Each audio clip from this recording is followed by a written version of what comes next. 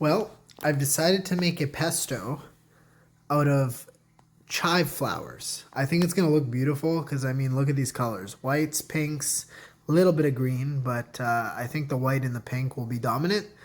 I'm going to blend this up and we'll see what happens. Before I blend them, I just put them in some cold water with salt and baking soda and let them sit for about a half an hour. If there's any buggies, they'll come out that way.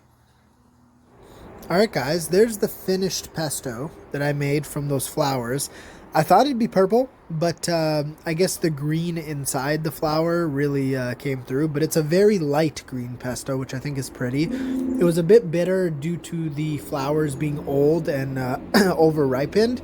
But I added a little honey to the pesto just to cut the bitterness.